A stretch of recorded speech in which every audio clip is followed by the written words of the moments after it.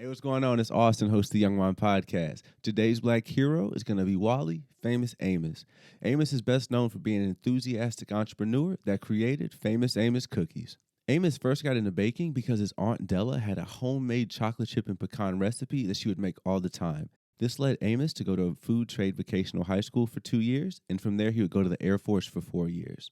After returning from the Air Force, Amos would work in the mailroom at the William Morris Talent Agency.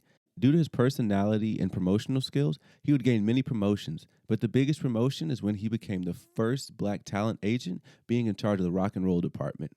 In this position, he would go on to sign Simon and Garfunkle and get to work with Marvin Gaye, Diana Ross, and even Sam Cooke. In 1967, he would move to Los Angeles with the hopes of creating his own talent agency. This didn't go as planned, so he reverted back to baking as a way to cool his mind and relax. He began using a modified version of his Aunt Della's cookie recipe. While trying to grow his business, he would go to different events and hand out his cookies while he was networking. He was quoted in saying, "It was the 70s. Everybody was stoned and had the munchies, so my cookies were always welcomed." It got to the point that he was known as the agent who had the cookies.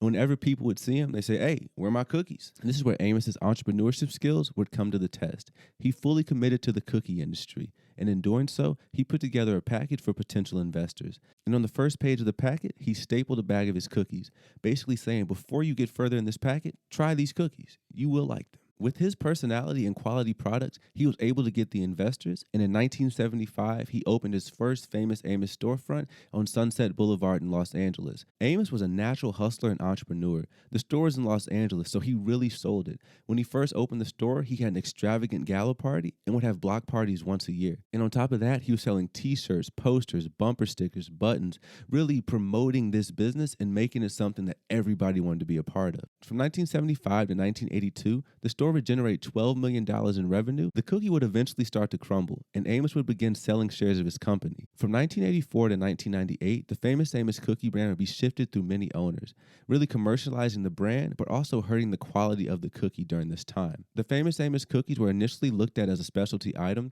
but when ownership changed, they became more of a low-class cookie that everybody could afford. Today, Amos is an achieved author, publishing over 10 books, and he's also an advocate for ending children illiteracy, saying that parents should read aloud to the kids from the day they're born until they're 6 years old. Amos was also awarded the Entrepreneurial Excellence Award in 1986 for his grassroots success with the Amos Cookies brand. So thank you, really Famous Amos, not only for those delicious cookies, but for the inspiration you gave to me and other entrepreneurs. You're truly a hero. Peace. Hey, I'm going to go eat some cookies.